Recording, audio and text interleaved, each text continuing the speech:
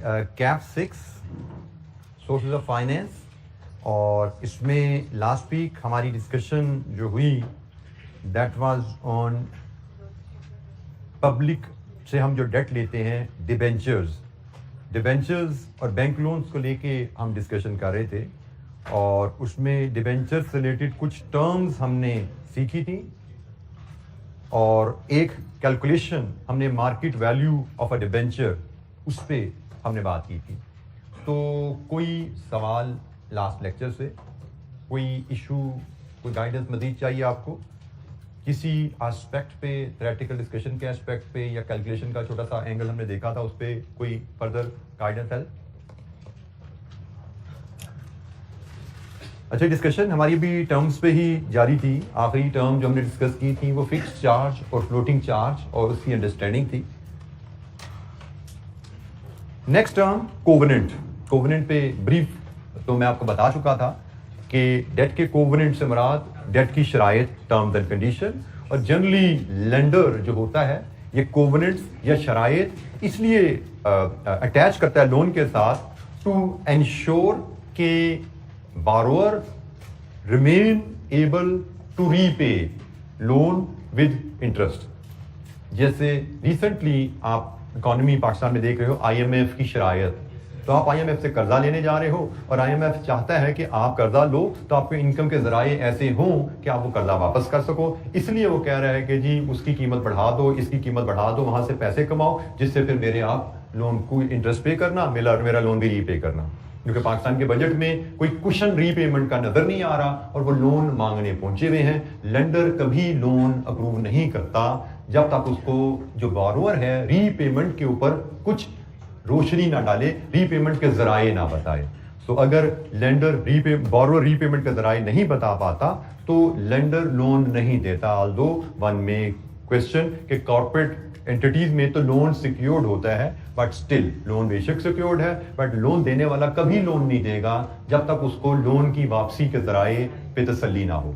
क्योंकि सिक्योरिटी तो एक लास्ट रिजॉर्ट है कि हमने पूरी तसल्ली करके लोन दिया, उसके बावजूद अगर कंपनी डूब गई तो फिर हमारे पास एक आखिरी जरिया है कि हम एसेट बेच के पैसे ले सकते हैं। और हम इसको सिक्योरिटी को आखिरी जरिया इसलिए कहते हैं कि एसेट बेच के बाद का पूरे पैसे नहीं मिलते, और बाज़ का एसेट बेच के पैसे लेने में कई महीने साल लग जाते हैं। कोर्ट्स में आपको जाके परमिशन लेनी पड़ती है। इट्स नॉट लाइक दैट कि आपने जेब से चीज निकाल कर बाजार जाके बेच दिया। वो मशीनरी है, वो बिल्डिंग है जिसकी ऑनरशिप किसी और के नाम पे है, आपको राइट दिया गया है कि in the event of default आप बेच सकोगे। वो इवेंट ऑफ डिफॉल्ट आपको साबित करके कोर्ट से परमिशन लेनी पड़ती है। तो इतनी हैसल में कोई लेंडर नहीं पड़ना चाहता। ये एक सिर्फ लास्ट रिजॉर्ट होता है कि भाई अगर वो कहते हैं मरते मरते मर रहे होंगे तो कुछ ना कुछ तो हम उससे रिकवर करने की कोशिश करेंगे। तो हमेशा लेंडर की कोशिश होती है रिकवरी की, उसको उम्मीद नजर आए तो फिर वो लोन देगा। रिकवरी की उम्मीद के बगैर लोन नहीं दिया जाता। तो ये जनाब कोवेनेंट्स है। कोवेनेंट की कुछ एग्जांपल्स हैं। रिस्ट्रिक्शन, कॉर्पोरेट कंपनीज पे कोवेनेंट हो सकता है रिस्ट्रिक्शन और डिविडेंड पेमेंट। आप लोन लेने जाओ, लेंडर कहेगा ठीक है जी मैं लोन तो दे देता हूं, लेकिन आपने जो कमाते हो सारा डिविडेंड नहीं बांट देना। आपने जो कमाओगे उसका से सिर्फ आधा डिविडेंड में देना है, आधा कंपनी में ही रखना है। क्योंकि रिस्क क्या है कि अगर आप सारा डिविडेंड में बांट दोगे, किसी साल लॉस आ गया, बिजनेस में आ सकता है ना लॉस, किसी साल लॉस हुआ, पिछले सालों का मुनाफा सारा बांट चुके होंगे, तो बैंक को इंटरेस्ट देने के लिए पैसे कहां से आएंगे, बैंक को किस्त देने के लिए पैसे कहां से आएंगे। तो इसलिए बैंक कहता है कि भाई जो कमाओ सारा ना बांट देना, कुछ कारोबार में रखना, इन केस ऑफ इमरजेंसी को फ्यूचर में कमी बेशी हो जाए तो इससे हमारे रिटर्न और हमारी किस्तें पूरी कर देना। ये this could be one covenant. Another maintenance of financial ratios. एक और कोवेनेंट लेंडर ये भी लगा सकता है कि ठीक है जी जब तक आप हमसे लोन ले रहे हैं आप अपनी करंट रेशो 2:1 पे मेंटेन करेंगे। आप अपनी quick ratio, liquidity quick ratio, acid test ratio 1:1 पे मेंटेन करेंगे। आपकी रेशो इससे खराब नहीं होनी चाहिए। लिक्विडिटी रेशो जिसमें करंट रेशो भी आती है, जिसमें क्विक रेशो भी आती है, ये दोनों रेशोज बिजनेस की कंटिन्यूटी के लिए बड़ी जरूरी है। अगर आपकी लिक्विडिटी रेशोज खराब हो जाएं तो बिजनेस के लिक्विडेशन में जाने के चांसेस होते हैं, कारोबार के ठप होने के चांसेस होते हैं। तो लेंडर चाहता है कि आपका कारोबार किसी वजह से ठप ना हो जाए। वो आपको कहेगा ये रेशियोज आपने ठीक रखनी है ताकि आपका कारोबार चलता रहे, कम से कम जब तक हमारे पैसे वापस नहीं कर सकते तब तक आपने रेशियोज ठीक रखनी है। इश्यूएंस ऑफ फर्दर डेट, ये भी एक रिस्ट्रिक्शन आ सकती है। ठीक है जी हम आपको लोन तो देंगे, लेकिन शर्त यह है कि जब तक हमारा लोन रीपे नहीं होता कोई मजीद लोन आपने नहीं लेना। ये भी रिस्ट्रिक्शन आएगी। Then providing financial reports to lenders ये भी डिमांड करते हैं कि जिस तरह आप शेयर होल्डर्स को quarterly, half yearly, annual reports भेजते हैं, हमें भी आप रिपोर्ट्स भेजा करेंगे साथ साथ। या इवन दे मे डिमांड कि जिस तरह मंथली मैनेजमेंट अकाउंट्स बनाते हैं, हमें मैनेजमेंट अकाउंट शेयर किया करें, so that they can monitor कि कोवेनेंट मीट हो रहे हैं, कोई कोवेनेंट ब्रीच तो नहीं हो रहा। और हमने जो पीछे जुमला पढ़ा था एक कोवेनेंट के रेफरेंस से, वो यही था कि अगर कोई कोवेनेंट ब्रीच हो जाए तो लोन रीपेबल हो जाता है इमीडिएटली। बेशक आपने 10 साल का लोन लिया है, लेकिन वो 10 साल का लोन इन शराइत के साथ मिला है, किसी शर्त को पूरा नहीं करोगे तो loan will immediately become repayable. ये लोन की शराइत में लिखा होता है, कोई शर्त पूरी नहीं की तो लोन फौरन रीपेबल होगा, बेशक उसकी मैच्योरिटी जो मर्जी हो। कोवेनेंट का मकसद ये है कि जो बारोअर है वो बिजनेस स्मूथली चलाता रहे और वो सफिशिएंट पैसे उसके पास आते रहें कि वो लेंडर का इंटरेस्ट भी दे सके और उसकी लोन की किस्तें भी दे सके। अच्छा जी, हमने इक्विटी को भी डिस्कस किया, हमने लॉन्ग टर्म लोन को भी डिस्कस किया, और डेट वर्सेस इक्विटी पे थोड़ी डिस्कशन करते हैं कि हमने कहा कि कंपनी के पास फाइनेंस के दो, लॉन्ग टर्म फाइनेंस के दो मेन सोर्सेज हैं, डेट से भी ले सकते हैं, इक्विटी से भी ले सकते हैं। तो इन्वेस्टर के पॉइंट ऑफ व्यू से डेट वर्सेस इक्विटी क्या है? इन्वेस्टर मतलब जो कंपनी को पैसा दे रहा है वो कंपनी में शेयर बाय करे या कंपनी का डिबेंचर बाय करे, उसके लिए क्या डिफरेंस है इन दोनों में? तो जनाब डेट वर्सेस इक्विटी देखें तो एडवांटेजेस विद द डेट क्या है? डेट लो रिस्क है। क्यों लो रिस्क है? क्योंकि इसकी इनकम गारंटीड है। क्यों लो रिस्क है? क्योंकि ये सिक्योर्ड है। क्यों लो रिस्क है? क्योंकि डेफिनेट मैच्योरिटी है। लो रिस्क क्यों है? कि इसमें प्रायोरिटी है इंटरेस्ट पेमेंट की ओवर एंड प्रिंसिपल रीपेमेंट की on all other payments by the company. In factors की वजह से हम कहते हैं कि इन्वेस्टर के लिए डेट इन्वेस्टमेंट लो रिस्क है। उसको डेट में पैसा लगाना वर्सेस इक्विटी में पैसा लगाना, डेट में इन्वेस्टमेंट लो रिस्क है इन वजूहात की वजह से, लेकिन उसके कुछ नुकसान भी हैं। No voting rights. पैसा डेट में लगाते हो कोई वोटिंग राइट नहीं, इक्विटी में लगाते हो वोटिंग राइट मिलता है। पैसा डेट में लगाते हो लो रेट ऑफ रिटर्न, गारंटीड है लेकिन मिलेगा कम, 8%, 10%। इक्विटी में गारंटीड नहीं है लेकिन जब मिलेगा 18%, 20%, 25%, बहुत जितना कमाओगे, जितना बिजनेस ज्यादा मुनाफा कमाएगा उतना रेट ऑफ रिटर्न ज्यादा होता जाएगा, कोई लिमिट नहीं है वहां पे। सो ये इक्विटी वर्सेस डेट में इन्वेस्टर के पॉइंट ऑफ व्यू से क्या फर्क है, और इक्विटी वर्सेस डेट में कंपनी के पॉइंट ऑफ व्यू से क्या फर्क है कि हम as a finance person company के लिए डेट रेज करें वर्सेस इक्विटी रेज करें, तो डेट के साथ फायदे क्या है? Debt is cheap. डेट में टैक्स सेविंग अवेलेबल है, इंटरेस्ट आप पीएनएल में चार्ज कर सकते हो as tax allowable expense. Equity की रिटर्न आप as tax allowable expense charge नहीं कर सकते। Cost is limited to interest payment and does not increase with increase in profit. Equity लाओगे जितना ज्यादा मुनाफा उतना ज्यादा डिविडेंड, लेकिन डेट लाओगे 10%, मुनाफा आपका जितना मर्जी बढ़ जाए आपकी रिटर्न टू इन्वेस्टर नहीं बढ़ती। No dilution of control. आप डेट से पैसा लाते हो तो शेयर होल्डर्स का वोटिंग राइट कम नहीं होता। इक्विटी से पैसा लाओगे, नए शेयर होल्डर कंपनी में डालोगे तो एग्जिस्टिंग शेयर होल्डर की वोटिंग राइट कम हो जाते हैं, जिसको हम डाइल्यूशन ऑफ कंट्रोल कहते हैं। तो डेट में डाइल्यूशन ऑफ कंट्रोल भी नहीं है, लेकिन डेट के साथ कुछ ड्रॉबैक भी आते हैं। Interest has to be paid. Company का नफा है, नुकसान है, इंटरेस्ट पे करना है। Loan has to be repaid. Maturity होती है नॉर्मली लोन की, ऑल्दो इरिडीमेबल डेट भी होते हैं, but normally debt will have a maturity. Repay करना है तो करोड़ों अरबों रुपए का बंदोबस्त करना पड़ता है रीपे करने के लिए। Long term finance becomes burden on the company in the period of falling interest. अच्छा, इसमें एक जो वर्ड ऐड कर देना चाहिए, long term floating rate finance, नहीं sorry, long term fixed rate finance. Long term fixed rate finance, fixed rate finance becomes burden on company. ये हमारे इसमें स्पीकर में से बात आ रही है।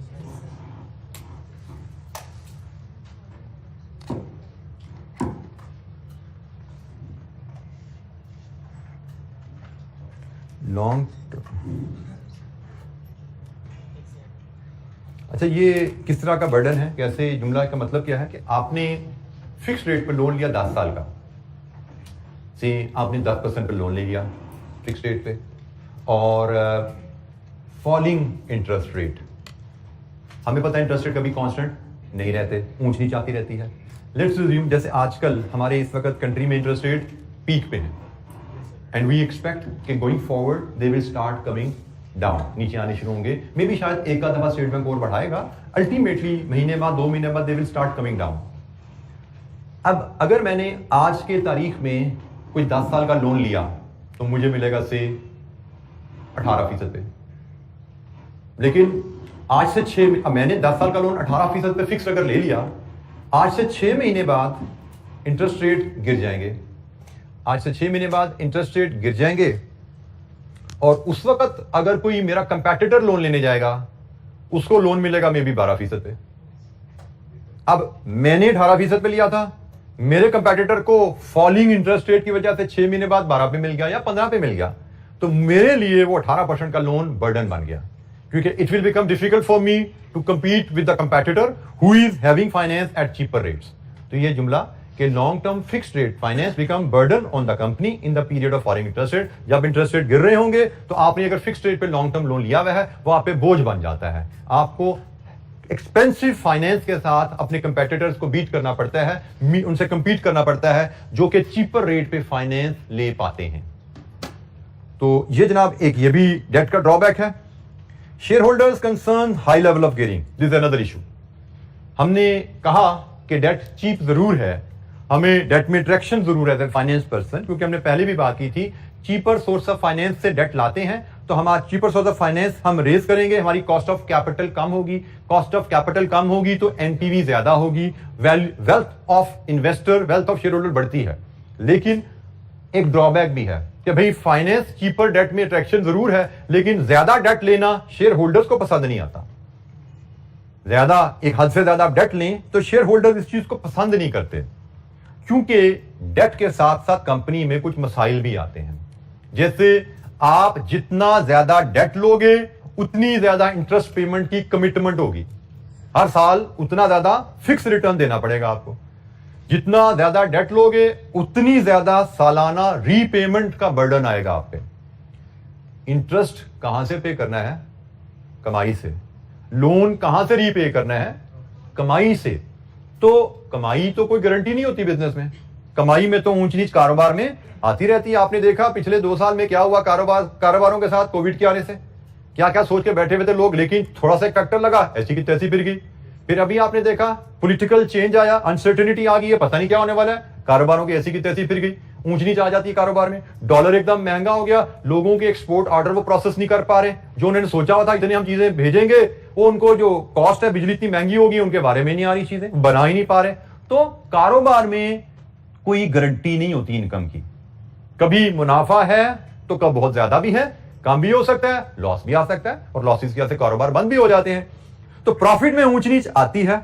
अगर तो आपने लोन ज्यादा लिया हुआ है तो शेयर होल्डर्स को डर क्या है कि कभी प्रॉफिट में किसी वजह से कमी आई और हम इंटरेस्ट पे ना कर पाए, हम किस्त ना दे पाए, तो क्या करेगा लेंडर हमारे साथ?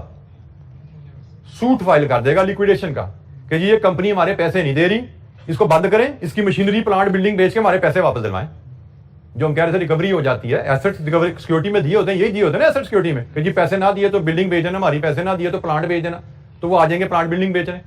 तो शेयर होल्डर को डर लगता है कि भाई मैंने अगर ऐसी कंपनी में पैसे लगाए जिसने लोन ज्यादा लिया हुआ है, तो कल को जब ये कंपनी डूबेगी तो शेयर होल्डर के हिस्से कुछ नहीं आता, क्योंकि शेयर होल्डर को कुछ बचेगा तो सबसे एंड में उसको मिलना है, और फिर डूबती कंपनी में बचता कुछ नहीं है, क्योंकि डूबती कंपनी में 100 रुपए की जो चीज आपने खरीदी है वो बाद का 10-20 रुपए की बेच के जान छुड़ानी पड़ती है, क्योंकि जब चीज बेचने जाते हो फंस के आप, तो कारोबार का असूल है फंसे हुए बंदे को कोई फेयर वैल्यू नहीं देता।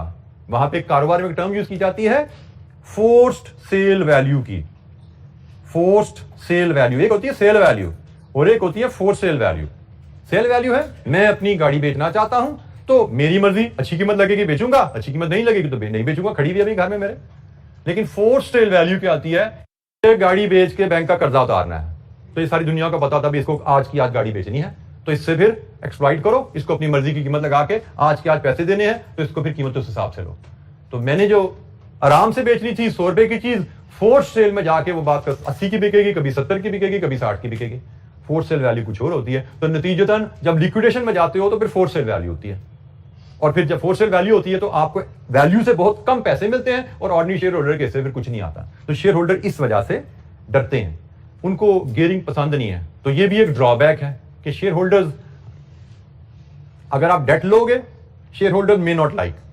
अब share holders may not influence your decision making in the board. लेकिन वो क्या कर सकते हैं, आपकी कंपनी में जो पैसा लगाया हुआ है, जो शेयर खरीदे हुए हैं, वो शेयर बेच दें। मतलब मैंने एक कंपनी में पैसा लिया, पैसे शेयर लिए हुए हैं, वो कंपनी मेरी ख्वाहिश के बरक्स लोन पे लोन ले जा रही है और मुझे नजर आ रहा है कल को इस कंपनी ने डूबना है, जितना ये लोन लेती जा रही है कल को इस कंपनी ने डूबना है, तो मेरा दिल चाहेगा भाई डूबते वक्त इस जहाज पे मैं ना बैठा हूं, मैं आज इस जहाज से अपनी टिकट कटा लूं, मैं उसके शेयर बेच दूं आज। ये सिर्फ मैं नहीं सोचूंगा, 4 6 8 10 लोग, सैकड़ों लोग और भी सोचेंगे। और जब शेयर हम सब बेचने जाएंगे तो क्या होगा, मार्केट में शेयर की प्राइस गिर जाएगी, और जब शेयर की प्राइस गिर गई, मैंने शेयर बेचा, आपने बेचा, तो इनके शेयर की वैल्यू कम होगी, और शेयर की वैल्यू कम होने का मतलब आपकी वेल्थ कम होगी। किस वजह से कम हुई, कंपनी ने लोन लिया, इस वजह से शेयर होल्डर्स की वेल्थ कम होगी। इसका मतलब लोन लेना अच्छा फैसला नहीं है, क्योंकि हमने क्या पढ़ा है कि हमें वो फैसले करने हैं जिससे शेयर होल्डर्स की वेल्थ में इजाफा हो। ये फाइनेंशियल मैनेजमेंट का ऑब्जेक्टिव है। लेकिन इस केस में हम देख रहे हैं कि लोन लेने से शेयर होल्डर वेल्थ में कमी भी आ सकती है, तो हमें ख्याल रखना है कि भाई लोन लेते हुए, कोई भी फैसला करते हुए ऐसा फैसला ना हो जिससे शेयर होल्डर वेल्थ में कमी आए। तो यहां पे ये इशू भी आ रहा है। कोवेनेंट्स, ये भी एक प्रॉब्लम है लोन के साथ। लोन लेते तो शराइत आ जाती है, ये कर सकते हैं, ये नहीं कर सकते, आप आजाद नहीं रहते, आप गुलाम बन जाते हैं लोन लेके, जो आजकल बड़ा फेमस टर्म चल रही है। तो हम कोई गुलाम है, तो आंसर इज यस, हमने लोन लिया है तो हम गुलाम हैं। ठीक है जी, आप मकरूज हैं तो आप गुलाम हैं, क्योंकि आप मकरूज हैं तो कर्जे देने वाले ने आपको शराइत के तहत कर्जा दिया है, आपको वो शराइत पूरी करनी है। वो आपके प्रोमिसेस हैं जो आपने गलत है, सही आपने कर दिए हैं, you have to honour them, जब तक आप वो कर्जों से जान नहीं छुड़ाते। अब उनसे जान छुड़ाने की बातें, वो और बातें हो सकती है, उसके क्या तरीके हैं, लेकिन कोवेनेंट्स की वजह से बिजनेस में ये प्रॉब्लम आ जाते हैं कि भाई आप ये खरीद सकते हैं, ये कर सकते हैं, लोन नहीं ले सकते, डिविडेंड नहीं दे सकते, आप स्टॉक इतना जरूर रखेंगे, करंट रेशो इतनी जरूर रखेंगे, मतलब क्या कर सकते हैं क्या नहीं कर सकते, सब कुछ कोवेनेंट से गवर्न होना शुरू हो जाता है, जो कि बात का जरूरी नहीं कि बिजनेस के लिए अच्छा भी हो, जरूरी नहीं कि सारे कोवेनेंट बिजनेस के लिए अच्छे भी हों। तो ये एक इश्यूज हमारे पास आते हैं। जी जनाब, एनी क्वेश्चन? जी बेटा। जी, अगर हम इक्विटी इशू करते हैं, नए शेयर इशू करते हैं, तो कंपनी में नए शेयर होल्डर आ जाते हैं। मैं अगर 10% का शेयर होल्डर हूं, मतलब हम सिर्फ ये शेयर होल्डर, हमारी कंपनी, ये लोग मिलकर कंपनी चला रहे हैं, नए शेयर होल्डर ये भी शामिल हो जाए, तो क्या आपकी शेयर होल्डिंग वही रहेगी जो इनसे पहले थी?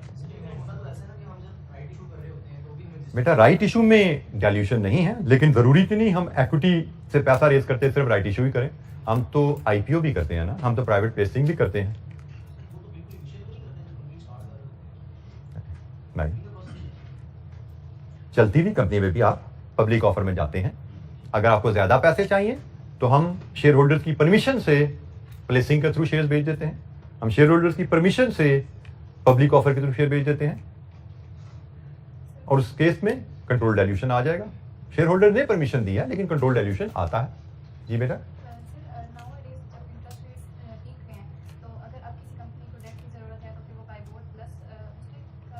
जी शायद, जब यहाँ पे इन दिनों में इंटरेस्ट रेट पीक्स पे हैं और एवरीवन इज फोरकास्टिंग के soon they will start coming down, तो शायद फिक्स रेट डेट लेना इतना वाइज नहीं है। Floating rate debt will suit, क्योंकि हमें पता है इंटरेस्ट रेट ने नीचे आना है, और हम चाहेंगे जब मार्केट में स्टेट बैंक इंटरेस्ट रेट नीचे को लाए तो हमें भी उसका फायदा पहुंचे। तो हमें इंटरेस्ट रेट के गिरने का फायदा तभी आएगा जब हम फ्लोटिंग रेट पे डेट लेंगे। अगर हमने फिक्स रेट पे डेट ले लिया तो इंटरेस्ट रेट नीचे गिरेगा, लेकिन हमारे लोन का इंटरेस्ट रेट नहीं बदलेगा।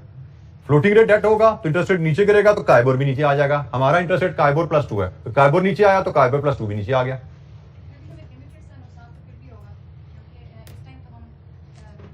बेटा, कारोबार चलाना है, कारोबार चलाने के लिए पैसा चाहिए, तो यू नीड मनी। अब आपके पास कोई और ऑप्शन है डेट के अलावा, you can go for that. हमने तो बात की ना कि हमने एवेल्युएशन करनी है कि हमें क्या सूट करता है, factor to be considered before selecting an appropriate source of finance. उन फैक्टर्स को कंसिडर करके हमने एक सोर्स सेलेक्ट किया है, उसके बाद हम चले हैं। हर सोर्स के फायदे भी हैं, हर सोर्स के नुकसान भी हैं। आपने जिस वक्त जितना फाइनेंस जिस मेच्योरिटी के लिए चाहिए, उस फाइनेंस को उस वक्त के हालात के हिसाब से कंसिडर करके डिसीजन लेना होता है। ठीक है, आज हो सकता है आपको डेट सूटेबल है या शायद नहीं है, कल हो सकता, आज हो सकता है आपको डेट सूटेबल है, कल हो सकता है आपको इक्विटी सूटेबल हो। ये तो आपके हालात और आपकी जरूरत के हिसाब से चीजें बदलती रहती हैं, आपकी चॉइसेस बदलती रहती हैं। There is no fix and standard path कि भाई इस पाथ पे चलेंगे तो ठीक है। हालात क्या चल रहे हैं आपके पास, आपकी जरूरियात क्या है, आपकी कंपनी का करंट स्टेटस क्या है, उसके हिसाब से आप फैक्टर्स हमने डिस्कस किए, उन फैक्टर्स को डिस्कस करके हम फैसला करते हैं इंटरनल फैक्टर्स भी, एक्सटर्नल फैक्टर्स भी, और वो लिस्ट मैंने आपको कहा था बड़ी एक ब्रीफ लिस्ट है। उसके अलावा बहुत से और फैक्टर्स होते हैं जिनको कंसिडर किया जाता है फाइनेंस के सोर्स को सिलेक्ट करते हुए। हर सोर्स के अपने फायदे नुकसान आते हैं। जी बेटा। सर आपने कहा कि अगर कंपनी शेयर होल्डर की कंसेंट के अगेंस्ट लोन लेती जा रही है तो शेयर होल्डर को पता चलेगा कि कंपनी डूबने वाली है तो वो मार्केट में शेयर सेल करने आ जाएंगे, तो मार्केट में शेयर की वैल्यू गिर जाएगी। तो लेकिन कंपनी ने एक दफा शेयर इशू कर दिया है तो वो जब शेयर की वैल्यू गिर जाएगी तो कोई और खरीद लेगा कंपनी को, तो जब न्यू शेयर इशू करने होंगे तो तब ही डिफिकल्टी फेस करनी होगी। लेकिन फॉर द टाइमिंग तो कंपनी ने कौन सा पैसे देने हैं शेयर के बदले। बेटा आप कंपनी क्या है? कंपनी शेयर होल्डर्स का एसेट है, ऐसा ही है। कंपनी शेयर होल्डर का एसेट है। आपके साथी का कहना है कि कंपनी ने जब एक दफा पैसे रेज करके कारोबार शुरू कर दिया तो प्राइस ऊपर जाए नीचे जाए, कंपनी की सेहत पे क्या असर पड़ता है? तो कंपनी है किसकी भाई? शेयर होल्डर की है। तो कंपनी की प्राइस ऊपर जाए नीचे जाए, शेयर होल्डर की सेहत पे असर पड़ता है। They are the owners of the company. तो कंपनी की जब हम बात कर रहे हैं तो हम मैनेजमेंट डिसीजन लेती है, और हमने कहा जी मैनेजमेंट को वो डिसीजन लेने चाहिए जिससे शेयर होल्डर्स की वेल्थ में इजाफा आए, ना कि कमी आए। और अगर मैनेजमेंट या शेयर, जो मैनेजमेंट में कौन लोग हैं? डायरेक्टर्स ही होते हैं, वो भी तो शेयर होल्डर ही होते हैं। तो उनको हर वो फैसला करना चाहिए जिससे शेयर होल्डर वेल्थ में इजाफा आए। हम चले कहते हैं जी मैं कंपनी को लाता है, उन्होंने शेयर होल्डर से पैसे ले लिए, अब शेयर होल्डर उनका कोई ताल्लुक नहीं है तो उनका लेना देना नहीं है। तो फिर भी भाई जब कंपनी की प्राइस मार्केट में गिरती है, इमेज किया जाता है कि कंपनी ने कोई गलत डिसीजन लिया जिसकी वजह से कीमत गिरी है। Company, there could be many reason. हमारे स्कोप में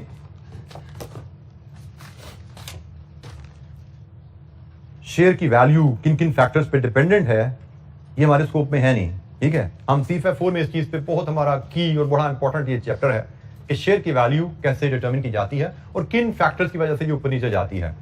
मैंने तो आपसे बड़ा ब्रीफली डिस्कस किया कि शेयर होल्डर्स की विल के अगेंस्ट आपने कोई स्टेप लिया जो शेयर होल्डर्स को पसंद नहीं है, तो शेयर होल्डर्स शेयर्स को बेचेंगे, उस सेल प्रेशर की वजह से कंपनी की शेयर प्राइस गिर सकती है। But there are many reason जिसकी वजह से शेयर प्राइस गिरती है। बट शेयर प्राइस का गिरना ये इंडिकेशन होता है, ये सिग्नल होता है कि कंपनी ने कुछ बुरा किया है या कंपनी के साथ कुछ बुरा होने वाला है। शेयर प्राइस गिरना इस चीज का सिग्नल है कि कंपनी ने कुछ गलत डिसीजन लिया है या कंपनी ने कोई ऐसा डिसीजन लिया है जिसके फ्यूचर इंपैक्ट बैड है, इसलिए उसकी प्राइस गिरी है सेल प्रेशर की वजह से या किसी और वजह से। और जब एक कंपनी के फ्यूचर के बारे में खबर निकल आई कि कंपनी को फ्यूचर में किसी गड़बड़ का सामना होने वाला है, कंपनी के फ्यूचर में कोई प्रॉफिट्स में ऊंच नीच आने वाली है, तो कंपनी के साथ जो दूसरे स्टेक होल्डर अटैच हैं, लेंडर हैं, सप्लायर हैं जो उधार पे माल देते हैं, कस्टमर हैं जो अपनी बेतहाशा चीजें खरीद रहे हैं कंपनी से, वो सारे घबरा जाते हैं। जब भी कंपनी ने कुछ गड़बड़ कर दिया है तो कल कोई कंपनी बंद ना हो जाए, जो उसको उधार पे रॉ मटेरियल सप्लाई करते थे वो पीछे हो जाएंगे, हमने आपको उधार नहीं देना। कल को हमने आपको उधार दिया, आपकी कंपनी बंद होगी, पैसे कहां से आएंगे? बैंक पीछे हट जाता है कि जी हमने जो लोन दिया है हमने इसकी रिन्यू नहीं करना, इसकी लास्ट डेट आ रही है, आप हमें रीपे कर दीजिएगा, हमें फारा कर दें, हमने रिन्यू नहीं करना क्योंकि हमें शक है कि आपकी कंपनी ने कोई गड़बड़ कर दिया, कल को बंद ना हो जाए। कस्टमर ऑर्डर देने से घबराएगा, जी हमने आपको ऑर्डर नहीं देना, हम किसी दूसरी कंपनी को देंगे, आपको हमने ऑर्डर दिया, आपकी फैक्ट्री बंद होगी तो हम रॉ मटेरियल नहीं मिलेगा, हमारी फैक्ट्री कैसे चलेगी? तो ये इश्यूज आ जाते हैं, ट्रस्ट इश्यूज आ जाते हैं जिससे आपका बिजनेस इफेक्ट हो जाता है। सो प्राइस मतलब ये तो छोड़ दो ना कि एक दफा शेयर होल्डर्स का ट्रस्ट आपने हिलाया और आपको पैसे की जरूरत पड़ी तो शेयर होल्डर ने आपको टका नहीं देना। फ्यूचर में बिजनेस में जरूरत पड़ती रहती है, वो तो एक लाता चीज, हम कहते हैं नहीं जरूरत पड़ेगी तो उसके बावजूद हमें इतने मसाइल के सामने करना पड़ेंगे कि हमारा बिजनेस नहीं चल पाएगा। जी एनी क्वेश्चन, कोई सवाल है?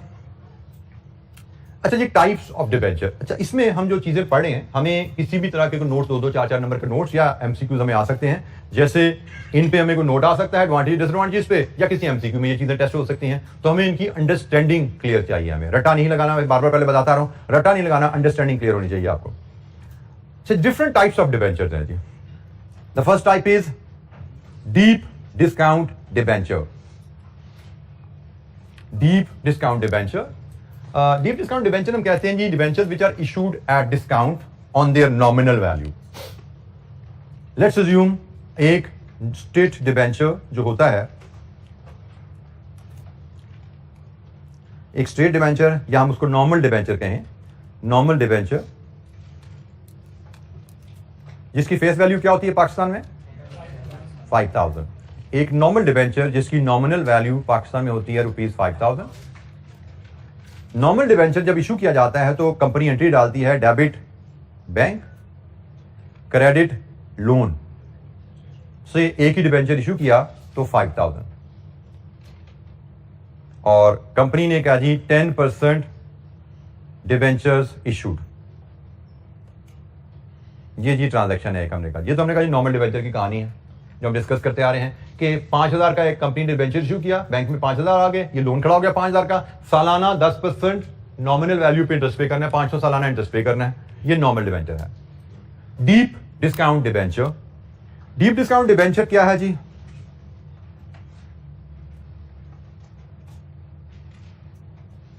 issued at discount on nominal value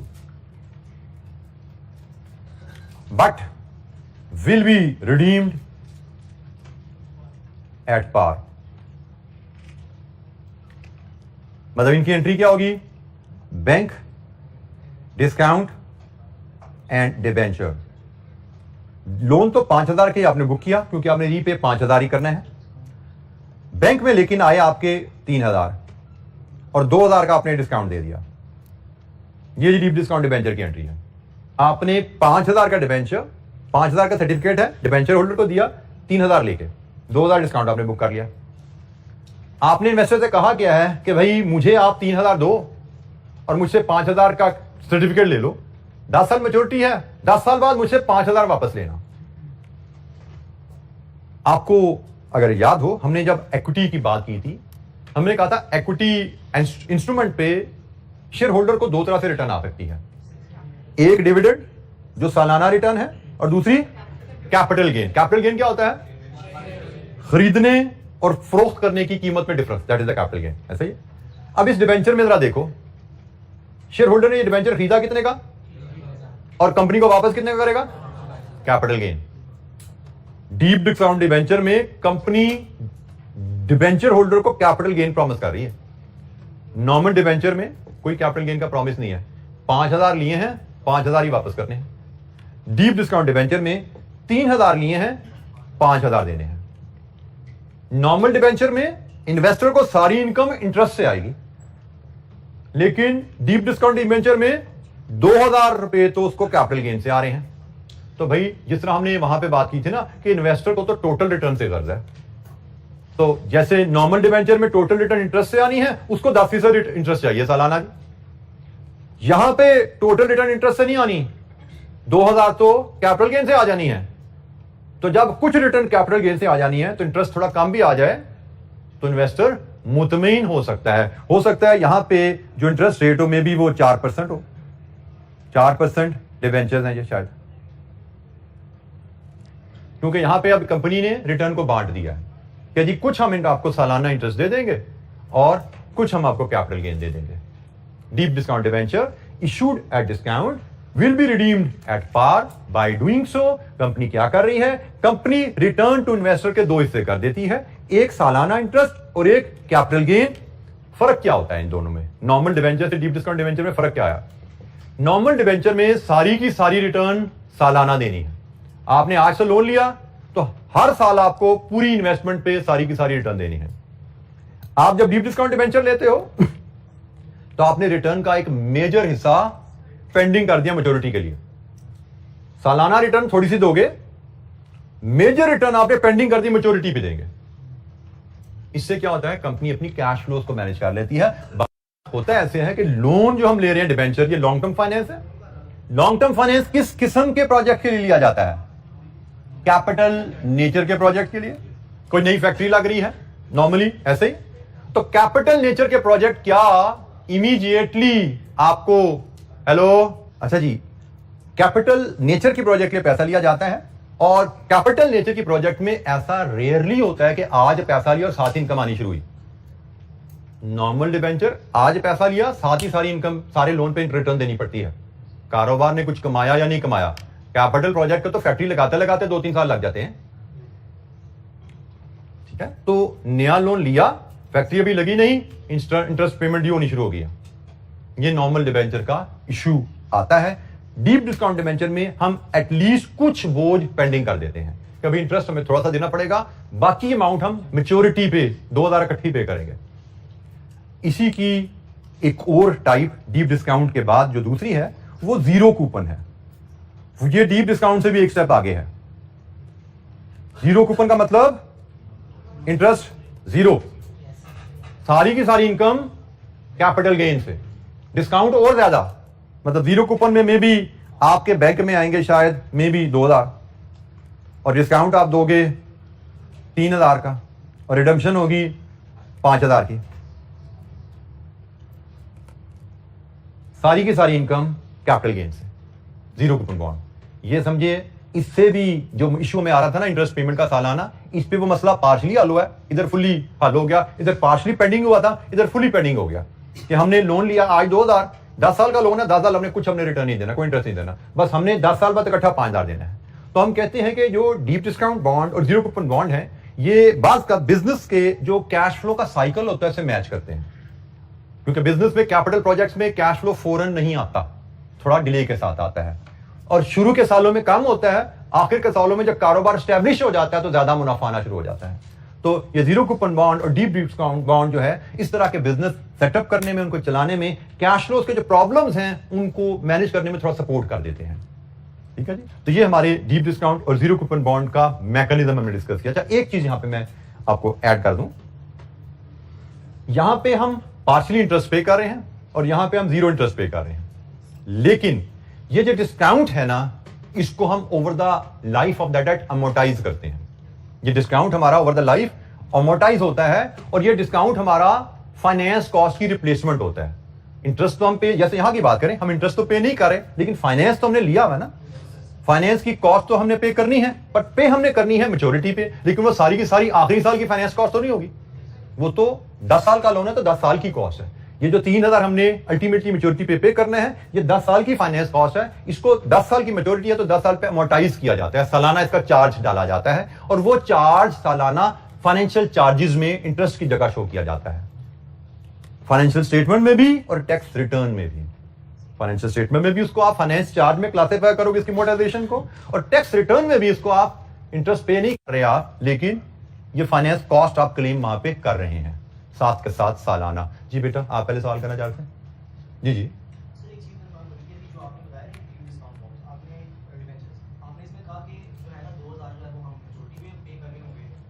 हम 3000 वसूल कर रहे हैं, मैच्योरिटी पे 5000 देंगे।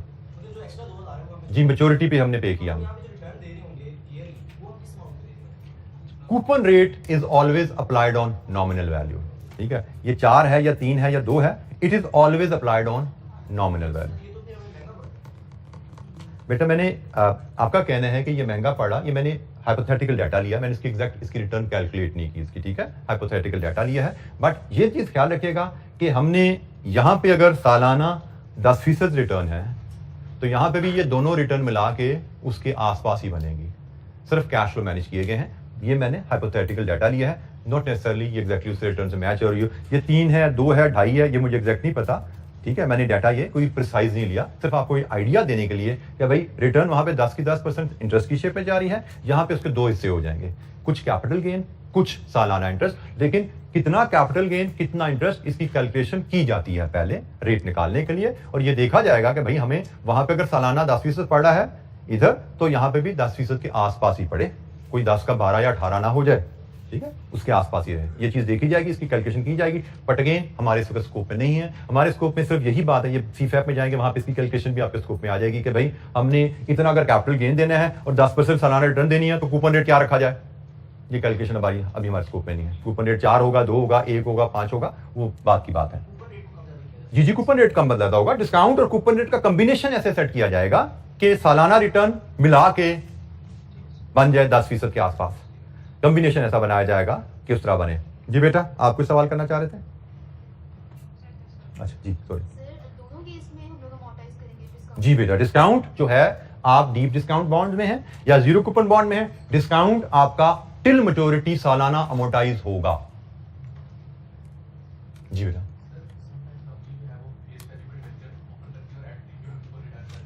जी, फेस वैल्यू पे आपके साथी का सवाल है, डिबेंचर फेस वैल्यू पे ऑफर किया जाए, प्रीमियम पे रिडीम किया जाए, इंटरेस्ट भी पे करेगी, वो भी सिमिलर। हम उसको डीप डिस्काउंट बॉन्ड तो नहीं कहेंगे, हम उसको जीरो कूपन बॉन्ड तो नहीं कहेंगे, क्योंकि deep discount zero coupon bond specific term है, डिस्काउंट पे बॉन्ड इशू।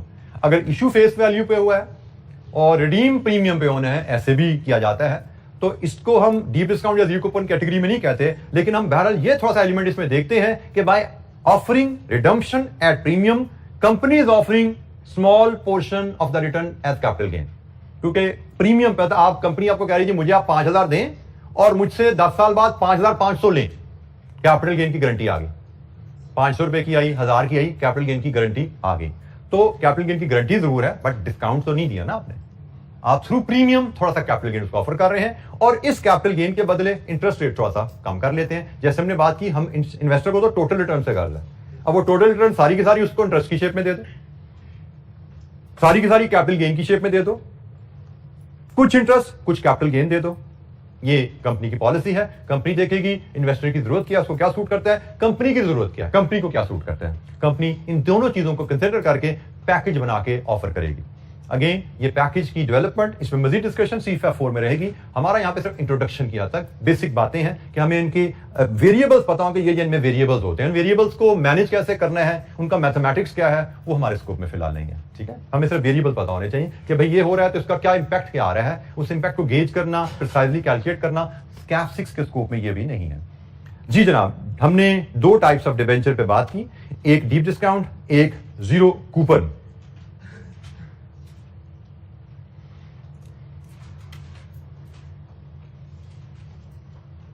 अच्छा, टाइप्स ऑफ डिबेंचर में एक यूरो बॉन्ड्स भी आते हैं। यूरो बॉन्ड्स अभी आप लोगों ने भी सुना होगा, पाकिस्तान ने कुछ अर्सा पहले यूरो डॉलर बॉन्ड्स इशू किए। यूरो बॉन्ड्स की टर्म यूज की जाती है कि जब कोई बॉन्ड इशू किए जाएं फॉरेन कंट्री में, for example euro dollar bonds, ऐसे बॉन्ड को कहा जाएगा जो डॉलर डिनोमिनेटेड है लेकिन यूएस के बाहर इशू की जाए। यूरो डॉलर बॉन्ड, ऐसे बॉन्ड्स जो डॉलर के बॉन्ड्स हैं लेकिन अमेरिका से बाहर, अमेरिका से बाहर डॉलर फॉरेन करेंसी है ना। यूरो स्टर्लिंग बॉन्ड, ऐसे बॉन्ड जो स्टर्लिंग के बॉन्ड है लेकिन इंग्लैंड से बाहर है। इंग्लैंड से बाहर हो जाओ, अमेरिका चले जाओ तो अमेरिका में पाउंड स्टर्लिंग जो है फॉरेन करेंसी है ना। तो यूरो स्टर्लिंग पाउंड, यूरो की टर्म होती है कि फॉरेन करेंसी में बॉन्ड इशू किए जाएं। पाकिस्तान में डॉलर के बॉन्ड इशू हुए थे, उनको यूरो डॉलर कहा गया था। जापान में डॉलर के बॉन्ड इशू होंगे, उनको यूरो डॉलर बॉन्ड कहा जाएगा। इंग्लैंड में डॉलर के बॉन्ड इशू होंगे, उनको यूरो डॉलर बॉन्ड कहा जाएगा। अमेरिका में डॉलर के बॉन्ड इशू होंगे, वो सिंपल बॉन्ड है क्योंकि अमेरिका में डॉलर तो होम करेंसी है। पाकिस्तान में पाउंड के बॉन्ड इशू होंगे, उनको यूरो पाउंड या यूरो स्टर्लिंग कहा जाएगा बॉन्ड। इंडिया में स्टर्लिंग पाउंड के बॉन्ड इशू होंगे, उनको यूरो स्टर्लिंग कहा जाएगा। लेकिन इंग्लैंड में स्टर्लिंग के बॉन्ड इशू होंगे डिनोमिनेशन में, तो उनको सिंपली बॉन्ड कहा जाएगा क्योंकि इंग्लैंड में पाउंड तो होम करेंसी है। ठीक है, सो यूरो बॉन्ड्स की टर्म यूज की जाती है जब किसी कंट्री में फॉरेन करेंसी में बॉन्ड इश्यू किए जाएं, उनको यूरो एंड देन करेंसी साथ लगा के डॉलर के बॉन्ड पाकिस्तान में यूरो डॉलर बॉन्ड्स कहलाएंगे। ठीक है जी, डॉलर के बॉन्ड्स इंग्लैंड में यूरो डॉलर बॉन्ड्स कहलाएंगे। पाउंड के बॉन्ड अमेरिका में यूरो पाउंड या यूरो स्टर्लिंग बॉन्ड्स कहलाएंगे। डिबेंचर्स यूरो बॉन्ड्स क्या होते हैं? अच्छा, यूरो बॉन्ड्स कौन इशू करता है, इसके क्या क्या फायदे हैं? यूरो बॉन्ड्स नॉर्मली किसी एक कंपनी के इख्तियार में ये नहीं होता क्योंकि फॉरेन करेंसी के बॉन्ड इशू करना, उसके लिए आपको इंटरनेशनल परमिशंस चाहिए होती हैं।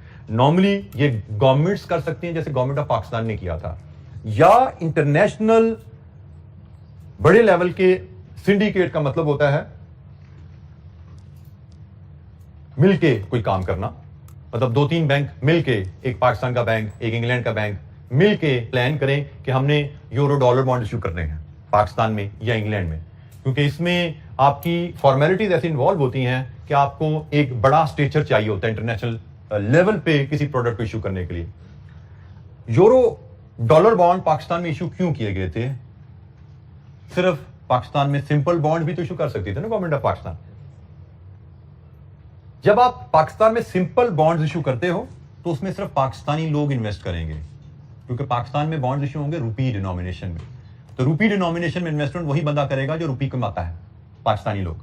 लेकिन जब पाकिस्तान ने यूरो डॉलर बॉन्ड इशू किए, जिनका नाम रखा गया था रोशन पाकिस्तान, ये रखा गया था नाम इनका शायद। यूरो डॉलर बॉन्ड जब इशू किए तो उनमें उन लोगों ने पूरी दुनिया से इन्वेस्ट किया जो डॉलर में कमाई करते थे।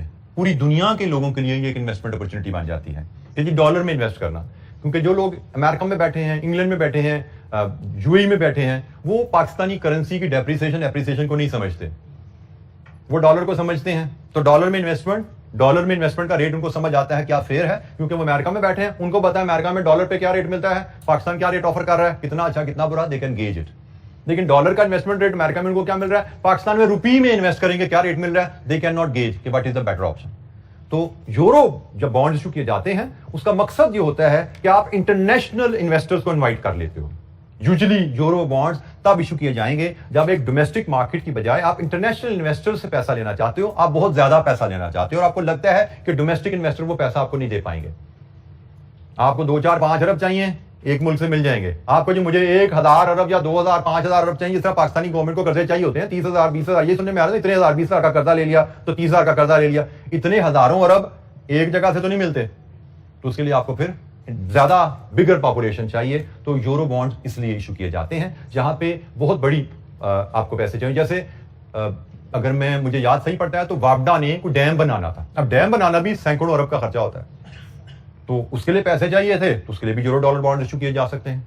लेकिन उसके लिए फिर वापडा को 2-3 बैंकों को मिलाना पड़ा कि ये आप मिलके हमारे बिहाफ पे इंटरनेशनल मार्केट में ये बॉन्ड इशू करें। सिंडिकेट बना था। एक पार्टी ये काम नहीं कर पाती। गवर्नमेंट तो बड़ी है ना, वो कर सकती है, लेकिन बैंक एक छोटी एंटिटी होता है, उसको मिलना पड़ता है दूसरे बैंक के साथ। अच्छा जी, यूरो बॉन्ड्स ने फ्लेक्सिबिलिटी है, जिस मर्जी कंट्री में आप जाके इशू करें। जिस कंट्री के रेगुलेटरी रिक्वायरमेंट लॉज आपको जरा फ्लेक्सिबल लगते हैं, जरा रिलैक्स लगते हैं, वहां जा सकते हैं। और जब आप रेगुलेटरी रिक्वायरमेंट आप चूज करते हैं जहां पे रिलैक्स्ड हैं, तो वहां पे कॉस्ट ऑफ फंड भी आपकी रिलैक्स हो जाती है। आप सिर्फ लार्जर फंड के लिए यूरो बॉन्ड नहीं इशू करते, आप चीपर कॉस्ट ऑफ फंड के लिए भी यूरो बॉन्ड इशू करते हैं। चीपर कॉस्ट कैसे आएगी? पाकिस्तान में फॉर एग्जांपल आपने किसी बैंक से लोन लेना है। बैंक कहां से पैसा लाता है? बैंक पब्लिक से पैसा लेता है। बैंक पब्लिक से पैसा लेता है, कंपनी को लोन दे देता है। अब पाकिस्तान में स्टेट बैंक की रिक्वायरमेंट है कि जी पब्लिक से जितना भी पैसा लोगे उसका 50% आपने मेरे पास रखवाना है और मैंने आपको 6% ज्यादा इंटरेस्ट नहीं देना। अब वो सोचता है कि मैंने पब्लिक से पैसा लिया 8% पे, आधा पैसा मैंने स्टेट बैंक को देना है, मजबूरी है 6% पे, तो 2% का तो मुझे होगा नुकसान यहां पे। अब बाकी आधा पैसा मैंने कंपनियों को लोन देना है, उनमें मैंने वो नुकसान भी पूरा करना है, अपना खर्चा भी पूरा करना है और मुनाफा भी कमाना है। तो आप देखो इंटरेस्ट रेट कहां का कहां चला गया, कंपनी को कॉस्ट ऑफ फंड कितनी ज्यादा पड़ गई। अब यही पैसा इंटरनेशनल मार्केट से अगर रेज करे बैंक पब्लिक से ना ले, इंटरनेशनल मार्केट में जाए यूरो बॉन्ड इशू करे। इंटरनेशनल मार्केट में जब यूरो बॉन्ड इशू किए गए तो उस पर स्टेट बैंक का रूल एप्लीकेबल नहीं है। वो सारे का सारा पैसा स्टेट बैंक, वो बैंक चाहे जिस मर्जी पार्टी को फॉरवर्ड करे, उस पर बैंकिंग रेगुलेशन या स्टेट बैंक की रेगुलेशन नहीं है। या कंपनी डायरेक्ट इंटरनेशनल मार्केट में जाके through international consortium euro bond issue कर दे, उसमें अब स्टेट बैंक इन्वॉल्व नहीं है, रेगुलेशन इन्वॉल्व नहीं है। अब स्टेट बैंक के पास आधे पैसे नहीं रखवाने, सारे के सारे पैसे कंपनी के पास आ गए। तो जब स्टेट बैंक के पास पैसे नहीं गए तो कॉस्ट ऑफ फंड आपकी ऑटोमेटिकली कंट्रोल होगी। तो यूरो बॉन्ड का फायदा लार्जर पॉपुलेशन इन्वेस्टर की आ जाती है, आपको फ्लेक्सिबिलिटी मिल जाती है, आप रेगुलेटरी रिक्वायरमेंट रिलैक्स जिस कंट्री में वहां पर जा सकते हो, आपको कॉस्ट ऑफ फंड्स लो पड़ती है। वेरी ब्रीफ 2 नंबर का 2.5 नंबर का नोट आ सकता है। ये 2-3 पॉइंट हमने लिखे हो तो हमारे लिए काफी हैं समझने के लिए। जी बेटा, एनी क्वेश्चन? बेटा स्टेट बैंक क्यों अलाउ करे यूरो बॉन्ड को? तो स्टेट बैंक सिर्फ पाकिस्तान में जो बैंक्स हैं उनमें जो पब्लिक पैसा जमा कराती है उसके लिए जिम्मेदार है। पब्लिक से कंपनी को डायरेक्ट लोन ले रही है, स्टेट बैंक उसके लिए जिम्मेदार नहीं है। वो पब्लिक को कहा जाता है कि बी वेयर, आप जिस कंपनी को लोन दे रहे हो उसके लोन के एग्रीमेंट्स, उसके डिबेंचर की टर्म्स खुद पढ़िए और देखिए। उसकी रिक्वायरमेंट एससीसीपी ने कुछ दी होंगी कि अंडर राइटिंग होगी, बैंकों से आपने अप्रूव करवानी होगी, वो वहां पे कुछ रिक्वायरमेंट होगी। State bank has nothing to do with anything between company and debenture. State bank is there only to control banks, कि बैंक में जो पैसा जा रहा है वो सिक्योर हो, उस पर डिपॉजिटर को पता कि ये पैसा मेरा bank state bank watch dog बैठा हुआ है, ये डूबने नहीं देगा इस पैसे को। अच्छा जी, आज के लिए इतना ही। मजीद डिस्कशन इंशाअल्लाह आगे रहेगी। अभी टाइप्स ऑफ डिबेंचर पे हमारी बात जारी है, बात हमारी कल इंशाअल्लाह कंटिन्यू करेंगे। Thank you very much. अस्सलाम वालेकुम।